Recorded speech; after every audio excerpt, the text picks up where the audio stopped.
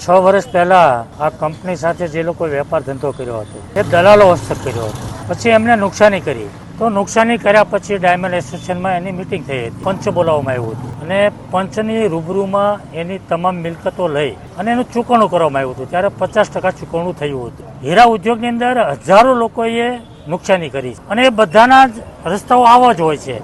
એની પાસે જે કંઈ હોય એ આપી દે, એનું ચૂકવણું થઈ જાય, એ આપી દે અને વાત ત્યાં પૂરી થતી હોય છે. પરંતુ આ કેસની અંદર 12 લોકોએ જે વેપાર ધંધો કર્યો હતો એને ચૂકવણું આપ્યા પછી પણ એની પાસે જે ચેક પડ્યા હતા એ ચેક ભરીને એની ઉપર પોલીસ કેસ કરવામાં આવ્યો છે. જો એને પોલીસ કેસ કરવો જ હતો તો ચૂકવણું લેવાની જરૂર નહોતી. જે કંઈ વેપાર ધંધો થયો દલાલ હસ્તક થયો છે, ચૂકવણું પણ દલાલ હસ્તક રહ્યો છે અને આ પરિવાર ઉપર કેસ કરવામાં આવ્યો છે. પતિ પત્ની બંને ઉપર કેસ કરવામાં આવ્યા છે, 12 પરિવાર ઉપર. તો એ બંને જો જેલમાં જાય તો અત્યારે ખાવાના ફાફા પડે છે, છોકરાઓની ફી ભરવા માટેની પૈસા નથી એ લોકો પાસે. તો બંને જો જેલમાં જાય તો છોકરાઓ રોડ પર આવી જાય, રજળી પડે.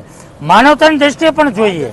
હીરા ધંધાની ચૂકવણીના જે કઈ વાત છે એની તો છોડી દો, પણ માનવતાની દ્રષ્ટિએ પણ જોઈએ. આ કેસમાં એને બાંધછોડ કરવી જોઈએ અને આ કેસ પરત ખેંચવા જોઈએ.